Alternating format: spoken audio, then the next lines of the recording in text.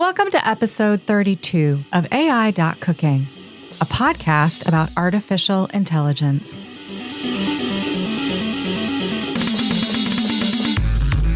Hello, Fragalinas.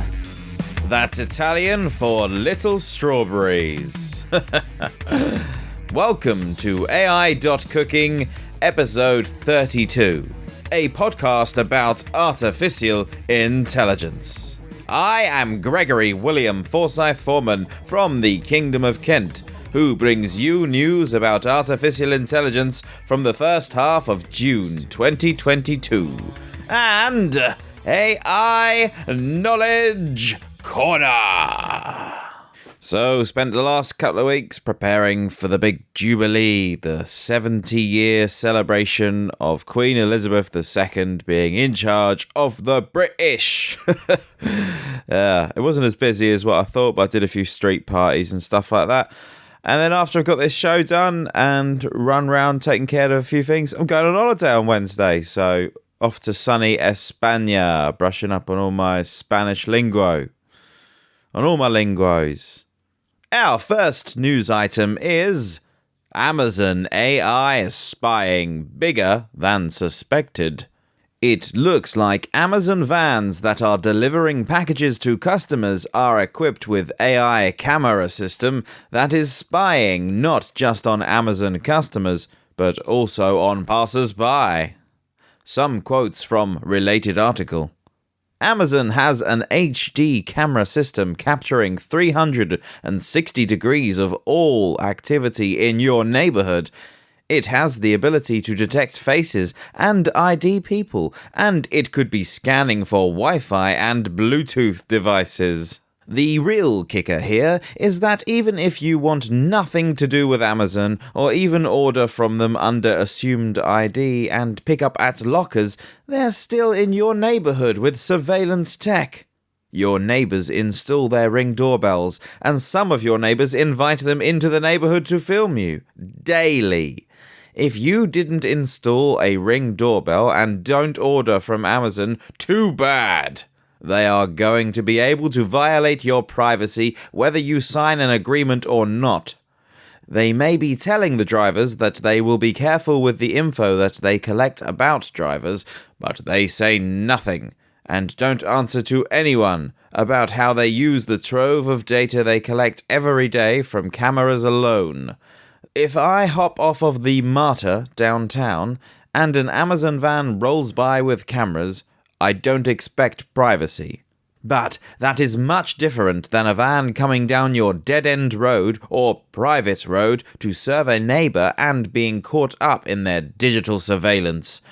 It's hard to know exactly what they are gathering, but at least we know that they are capable of collecting and can try to develop ideas to counteract their efforts. I'm in full support of counteracting any effort, ever, all the time. Counteract them all. Secondly, DALL-E Mini available for everybody to try out. DALL-E is an artificial intelligence program that creates images from textual descriptions.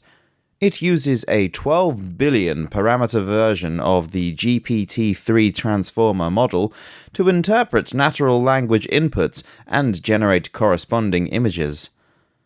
While access to full DALL-E service is not easy and requires access to OpenAI website, somebody has created mini version of DALL-E that is available for everybody to try out and is available at the following link: huggingface.co/spaces/DALLE-mini. Or with URL shortener, tinyurl.com/AI-cooking1. Well, that's handy. We tried various phrases, and the results in the form of a series of images are sometimes good, like for the phrase Pomeranian cloud computing, but sometimes not so good, like the phrase King of Kent. One needs to be inventing to get good results, But we have seen some interesting imagery coming from that AI. Oh, you've got me all aflutter now. I want to see what it says. Or what it does with King of Kent. I want to see it. Show me the money.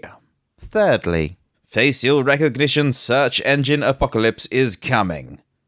Kashmir Hill, reporting for the New York Times, quote, "For $20.99 a month, a website called Pim Eyes offers a potentially dangerous superpower from the world of science fiction, the ability to search for a face, finding obscure photos that would otherwise have been as safe as the proverbial needle in the vast digital haystack of the internet. A search takes mere seconds. You upload a photo of a face, check a box agreeing to the terms of service, and then get a grid of photos of faces deemed similar, with links to where they appear on the internet. The New York Times used Pim Eyes on the faces of a dozen Times journalists, with their consent, to test its powers. Pim Eyes found photos of every person, some that the journalists had never seen before, even when they were wearing sunglasses or a mask, or their face was turned away from the camera, in the image used to conduct the search." End quote. Pim Eyes is a new company offering such service, but we reckon more is coming, and probably there will be regulation by governments to protect privacy of citizens. Or maybe governments are too busy with other issues like inflation, pandemics, and World War III to bother regulating it. Anyways, the privacy of your face, dear listener, is probably about to disappear. If it was ever there in the first place. Fourthly, robotic stock trading is popular upon asking question, what is the difference between Wealthfront and Robinhood? We have received. It's not an apples to apples comparison. Wealthfront is a robo-advisor, meant to compete with traditional financial advisors via algorithm-based schemes. Robo-advisors are now a common product, as well with large investment firms, Vanguard, Schwab, Fidelity, etc., all have similar offerings. Robinhood is a broker for making direct investing accessible to the masses, allowing easy access for people to buy fractional shares with whatever dollar money is in their pocket. A gambler's tool, in my humble opinion. Since many commercial podcasts are now running ads of Wealthfront, we thought it would be worth mentioning what it actually is. Does Wealthfront use artificial intelligence? Indeed, Wealthfront uses AI in some ways that other robos don't. The client's answers to a risk assessment questionnaire are translated into a customized investment portfolio of cash and exchange-traded funds, or ETFs, via AI. I can't see how any of this is going to further increase the divide in the wealth gap. Fifthly, elderly New Yorkers to get robots to help relieve loneliness. New York state officials will distribute robots to hundreds of elderly residents, saying that digital companions will remind them to take their medication, help contact loved ones, book an Uber ride, and even engage in small talk and crack jokes. Oh, if you're old and in New York State, run far away now. Do whatever you can, escape. What a terrible place for an old person. The New York State Office for the Aging, or NYSOFA, NYSOFA, will deliver the machines to the homes of 800 older adults as a way to combat the growing problem of loneliness, state officials said. Greg Olson, Greg like that, strong name, the director of NYSOFA, NYSOFA, told The Verge that the state will hand out robots called AI.cooking, which is manufactured by Israeli tech firm Intuition Robotics. LEQ is described as a more proactive version of Siri or Alexa. Many features attracted us to LEQ. That is a proactive tool, remembers interactions with the individual, focuses on health and wellness, stress reduction, sleep, hydration, etc., Olsen told the tech site. It focuses on what matters to individuals, memories, life validation, interactions with friends and families, and promotes overall good health and well-being. LEQ is a two-part machine that is attached to a base. One part consists of a face that is shaped similarly to a lamp. The face, which is outfitted with a microphone and speakers, lights up and swivels to face people with whom it is interacting. The other part is a touchscreen tablet, which is capable of making video calls as well as display pictures and information. Yeah, just get out of there. As quick as you can. Anyone, all the humans, they should be getting out of that place. After what happened with sending the elderly people back to the care homes, it's not a good track record, is it, recently? Sixthly, new AI stuff at Microsoft's Build 2022 conference. Ooh, new AI stuff. Microsoft Build is an annual conference event held by Microsoft aimed at software engineers and web developers using Windows, Microsoft Azure, and other Microsoft technologies. Here are some new developments from this conference related to artificial intelligence. Microsoft Azure AI is introducing 2 updates to Azure Cognitive Services to help developers deploy high-quality models as APIs and infuse language capabilities into their apps more efficiently and responsibly.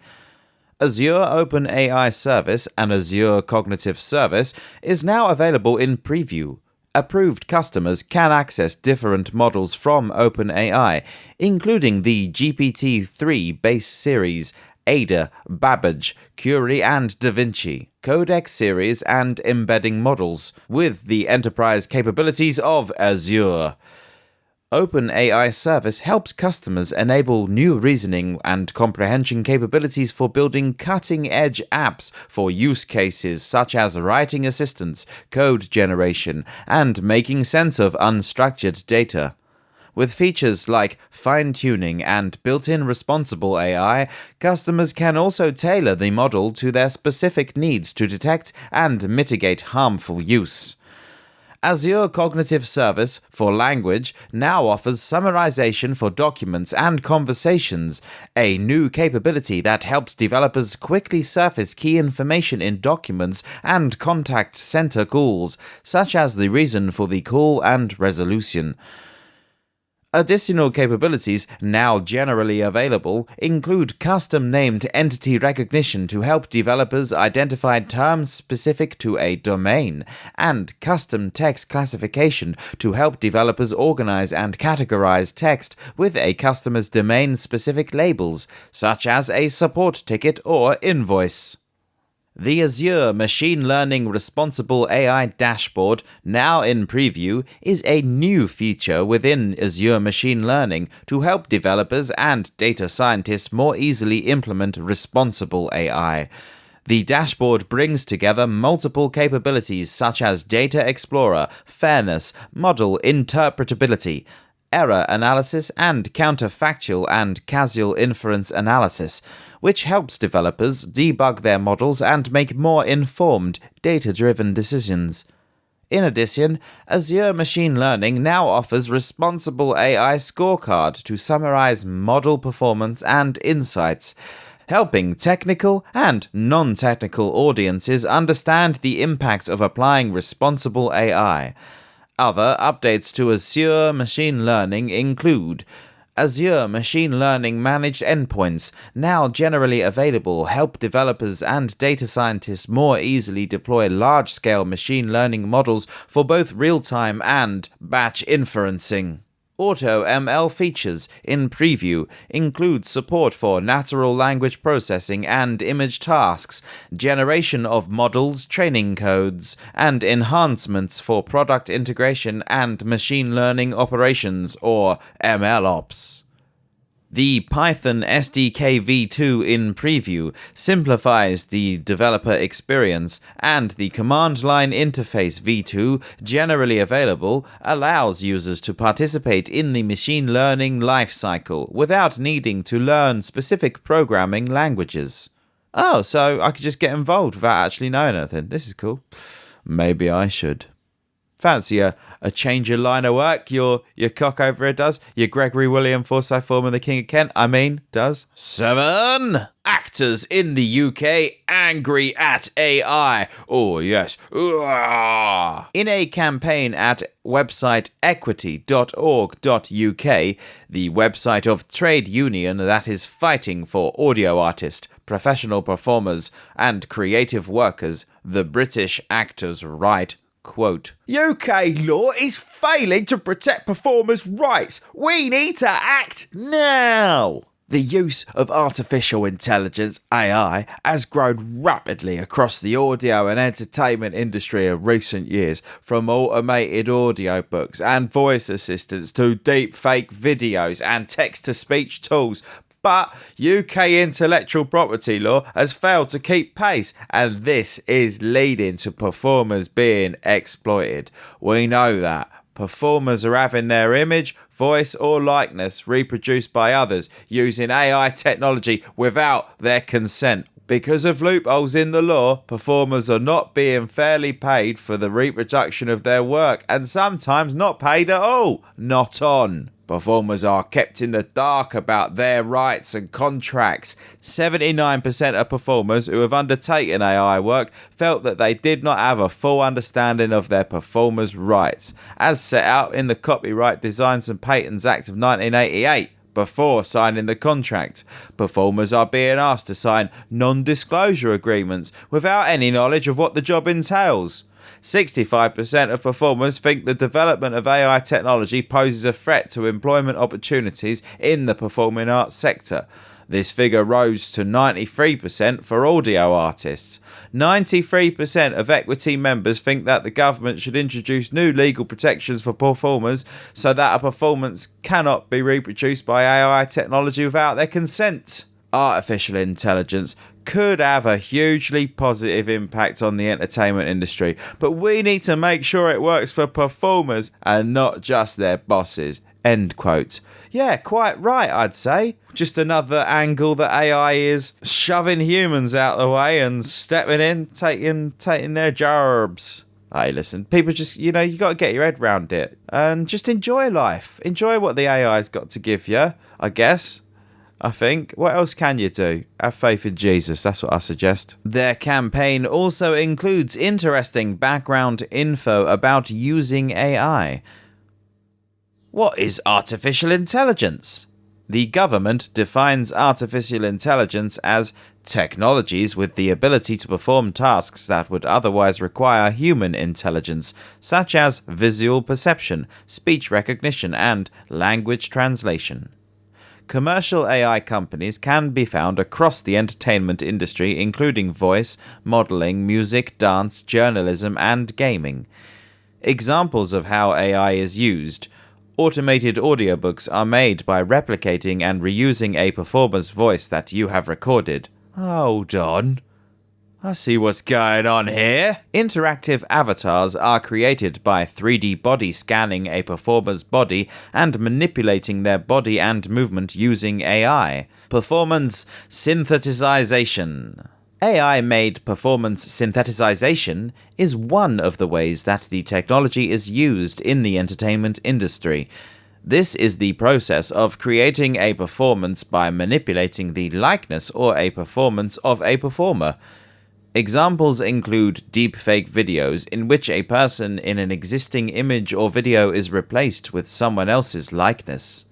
Current intellectual property law does not protect performers and other stakeholders against AI-made performance synthesization. I don't know. I mean, I'm kind of on board with it, to be fair, because a bit bored of what people can come up with. You know what I mean? Oh, boring, isn't it? Eighthly, the future of the web is marketing copy generated by algorithms. AI startups are helping writers tailor articles that appear near the top of Google search results. At least 14 companies sell access to software that uses GPT-3, the language model from OpenAI, to generate headlines, product descriptions, blog posts, and video scripts, Wired reported. These services enable people to have little experience or skill in writing to make content that's optimized for web search engines. Content Edge allows users to type or paste text into an editing window outfitted with GPT-3-powered tools for improving it. One tool suggests frequently searched for keywords. Another generates paragraphs sprinkled with words found on web pages that are highly ranked by Google. Jasper provides templates for 50 common types of marketing posts, including YouTube video scripts, LinkedIn bios, and Amazon product descriptions. It creates tailor-made prose given a company name, product description, and selected tone of voice, such as professional or Hulk Hogan. A plagiarism checker flags instances when GPT reproduces its training data verbatim. Copysmith focuses on generating cohesive language across marketing campaigns. Users can enter an outline or keywords into a template, and Copysmith will generate text and check it for plagiarism. There is a common theme starting to emerge here, isn't there? I wonder what it is. Can you work it out? Number 9. Meta reorganization aims to decentralize Facebook's AI efforts. Facebook parent Meta announced a broad reorganization of its AI efforts, a move that will embed more work within product teams and will also see a top AI executive leave the company. Like rivals Google and Microsoft, Meta is looking to make sure that machine learning and AI are used broadly throughout the company, not locked away in research units. Driving the news, Facebook, which had previously centralized much of its AI effort, will shift much of that effort to produce teams which were already doing an increasing amount of work around machine learning. Vice President Jerome Pesenti, who has spent the last 4 years leading AI efforts and helped design the new structure, will leave Meta later this month. Responsible AI team will join Meta's social impact team, while Facebook AI Research, or FAIR, will move into the research unit within Reality Labs.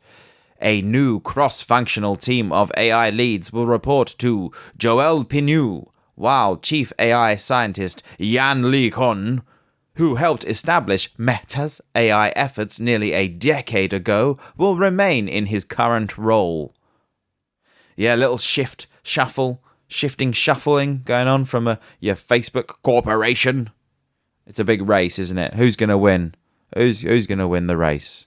And entering double figures in our news articles, with number 10 this fortnight being a bumper episode, full chock-block of artificial intelligence news over at AI.cooking. Best practices for deploying language models. Cohere, OpenAI, and AI.21 Labs have developed a preliminary set of best practices applicable to any organization developing or deploying large language models. Computers that can read and write are here, and they have the potential to fundamentally impact daily life. The future of human-machine interaction is full of possibility and promise, but any powerful technology needs careful deployment. The joint statement below represents a step towards building a community to address global challenges presented by AI progress, and we encourage other organizations who would like to participate to get in touch. Legs 11. Meanwhile, in Austria, a country in Eastern Europe located south of Czechia, Interesting new research regarding quantum computing has been published by Austrian Academy of Sciences. Demonstration of fault-tolerant universal quantum gate operations. A quote from their abstract.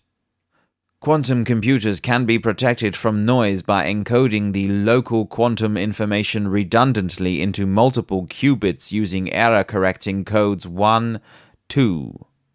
When manipulating the logical quantum states, it is imperative that errors caused by imperfect operations do not spread uncontrollably through the quantum register. This requires that all operations on the quantum register obey a fault-tolerant circuit design 3, 4, 5, which in general increases the complexity of the implementation. Here we demonstrate a fault-tolerant universal set of gates on 2 logical qubits in a trapped ion quantum computer. In particular, we make use of the recently introduced paradigm of flag fault tolerance, where the absence or presence of dangerous errors is heralded by the use of auxiliary flag qubits 6, 7, 8, 9, 10. We perform a logical qubit-controlled NOT gate between 2 instances of 7-qubit color code 11, 12, and fault-tolerantly prepare a logical magical state 8, 13. We then realize a fault-tolerant logical T-gate by injecting the magic state by teleportation from one logical qubit into the other 14. We observe the hallmark feature of fault tolerance, a superior performance compared with a non-fault tolerant implementation, in combination with recently demonstrated quantum error correction cycles 15, 16. These results provide a route towards error-corrected universal quantum computation. Commentary. While for now quantum computing is still in research phase, in a few years it will hit mainstream, what will mean having supercomputers in our smartphones and ability to break all current encryption methods by brute force, because computing power of quantum computers is huge. Of course, it will also have impact on artificial intelligence development, so we will mention quantum computing from time to time in our podcast too. A baker's dozen, number 12. More news from Eastern Europe. University Linz has published interesting paper. Hoppler, modern hop-filled networks for tabular data. A quote from abstract. While deep learning excels in structured data as encountered in vision and natural language processing, it failed to meet its expectations on tabular data. For tabular data, support vector machines, SVMs, random forests, and gradient boosting are the best performing techniques, with gradient boosting in the lead. Recently, we saw a surge of deep learning methods that were tailored to tabular data but still underperform compared to gradient boosting on small-sized datasets. We suggest Hoppler, a novel deep learning architecture for medium and small-sized datasets, where each layer is equipped with continuous modern hop-filled networks. The modern hop-filled networks are stored data to identify feature target, and sample dependencies. Hoppler's novelty is that every layer can directly access the original input as well as the whole training set via stored data in the hop-filled networks. Therefore, Hoppler can stepwise update its current model and the resulting prediction at every layer like standard iterative learning algorithms.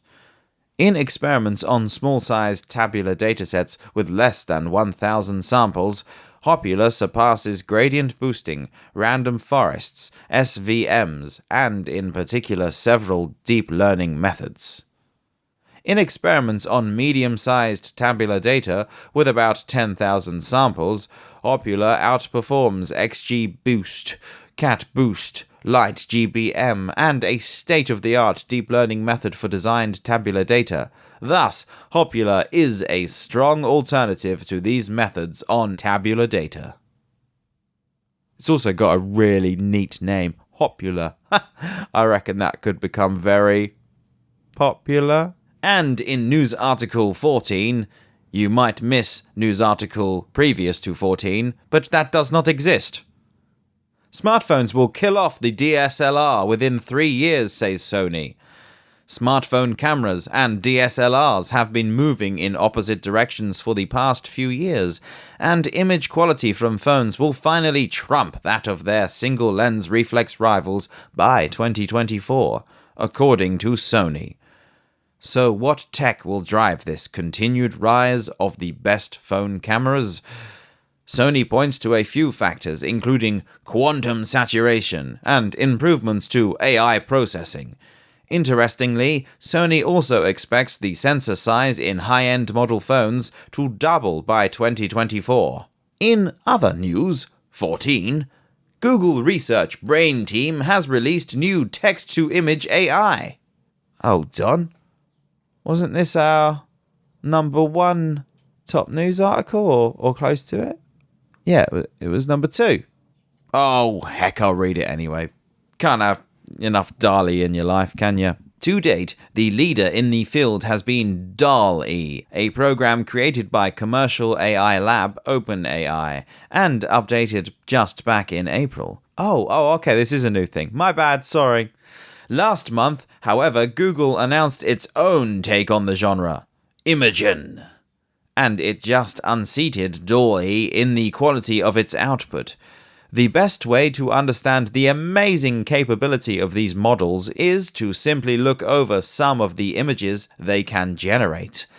To see examples of images generated by Imogen software, and to read technical explanations how it works, please go to this website, imogen.research.google. Imogen is spelled IMAGEN. And you can see they are beating DALL-E, higher quality and more photorealistic.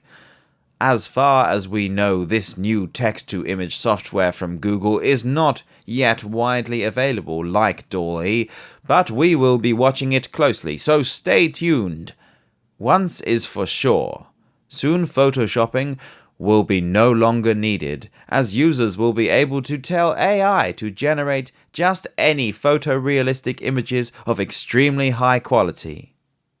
Yes, I've seen some of the images being posted on No Agenda Social of Pomeranians on thrones with tiger soldiers, and it would look pretty good. It looked like looks all good. So sit back, be entertained. Take your Soma. This is where it's headed, is it not? It feels like it's headed that way. Right. Our final news article. Number 15. Universities in Zurich and Hong Kong have published an interesting paper about AI models for hair. Neural HT hair. Automatic high-fidelity hair modeling from a single image using implicit neural representations. I've got good hair. I know some other podcaster with good hair. This could be interesting for us with good hair. I attribute my good hair to 2 things. 1, I drink 2 litres of water a day, pretty much, most days. 2, I've never had a job that's required me to wear a hat. Undoubtedly, high-fidelity 3D hair plays an indispensable role in digital humans. However, existing monocular hair modeling methods are either tricky to deploy in digital systems, e.g., due to their dependence on complex user interactions or large databases, or can produce only a coarse geometry. In this paper, we introduce Neural HT Hair, a flexible, fully automatic system for modeling high-fidelity hair from a single image. The key enablers of our system are 2 carefully designed neural networks. An IR hairnet. An IR hairnet. Hairnet, I get it. Implicit representation for hair using neural network. For inferring high-fidelity 3D hair geometric features, 3D orientation field and 3D occupancy field, hierarchically. And a growing net. Growing hair strands using neural net to efficiently generate 3D hair strands in parallel. Specifically, we perform a course to fine manner and propose a novel voxel-aligned implicit function, or VIFU, to represent the global hair feature, which is further enhanced by the local details extracted from a hair luminance map. To improve the efficiency of traditionally hair growth algorithm, we adopt a local neural implicit function to grow strands based on the estimated 3D hair geometric features. Extensive experiments show that our method is capable of constructing a high-fidelity 3D hair model from a single image, both efficiently and effectively, and achieves the state-of-the-art performance. Cool, man. I'm looking forward to seeing cooler hair. Hair's so cool, isn't it? I'm not trying to lord it over anyone that doesn't have it, but I think hair's pretty cool. Even sometimes, and in some cases, quite a lot of cases actually, the lack of hair can be quite cool too. Finally, the Knowledge Corner! Neural networks, where we quote from famous AI educator Andrew Ng from his latest article. Neural networks, find the function. Let's get this out of the way. A brain is not a cluster of graphics processing units, and if it were, it would run software far more complex than the typical artificial neural network. Yet, neural networks were inspired by the brain's architecture, each of which computes its own output depending on the states of its neighbors. The resulting cascade of activity forms an idea or recognizes a picture of a cat. From biological to artificial, the insight that the brain learns through interactions among neurons dates back to 1873. But it wasn't until 1943 that American neuroscientists Warren McCulloch and Walter Pitts modeled biological neural networks using simple mathematical rules. In 1958, American psychologist Frank Rosenblatt developed the perception, a single-layer visual network implemented on punch cards, with the intention of building a hardware version for the United States Navy. Bigger is better. Rosenblatt's invention recognized only classes that could be separated by a line. Ukrainian mathematicians Alexei Evaknenko and Valentin Lapa overcame this limitation by stacking networks of neurons in any number of layers. In 1985, working independently, French computer scientist Yann LeCun, David Parker, and American psychologist David Rommelhart and his colleagues described using backpropagation to train such networks efficiently. In the first decade of the new millennium, researchers including Kumar Chellapilla, David Steinkraus, and Rachat Reiner, with Andrew Ng, accelerated neural networks using graphical processing units, which has enabled ever larger neural networks to learn from the immense amounts of data generated by the internet. Fit for every task. The idea behind a neural network is simple. For any task, there is a function that can perform it. A neural network constitutes a trainable function by combining many simple functions, each executed by a single neuron. A neuron's function is determined by adjustable parameters called weights. Given random values for those weights and examples of inputs and their desired outputs, it's possible to alter the weights iteratively until the trainable function performs the task at hand. A neuron accepts various inputs, for example, numbers representing a pixel or word, or the outputs of the previous layer, multiplies them by its weights, adds the products, and feeds the sum through a nonlinear function, or activation function chosen by the developer. Consider it linear regression plus an activation function. Training modifies the weights. For every example input, the network computes an output and compares it to the expected output. Backpropagation uses gradient descent to change the weights to reduce the difference between actual and expected outputs. Repeat this process enough times with enough good examples, and the network should learn to perform the task. Black box. While a trained network may perform its task, good luck determining how.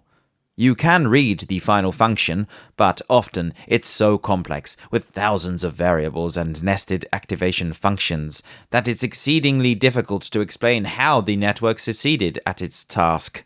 Moreover, a trained network is only as good as the data it learned from. For instance, if the dataset was skewed, the network's output would be skewed. If it included only high-resolution images of male cats, there's no telling how it would respond to lower-resolution images. Toward common sense, reporting on Rosenblatt's perception in 1958, the New York Times blazed the trail for AI hype by calling it the embryo of an electronic computer that the United States Navy expects will be able to walk, talk, see, write, reproduce itself, and be conscious of its existence. While it didn't live up to that billing, it begot a host of impressive models: convolutional neural networks for images, recurrent neural networks for texts, and transformers for images, text, speech, video, protein structures, and more. They've done amazing things, exceeding human-level performance in playing Go, and approaching it in practical tasks like diagnosing X-ray images. Yet, they still have a hard time with common sense and logical reasoning. Go figure. And that's it for this episode. Stay safe, clump, and stay dangerous, fragilinas. The singularity is near!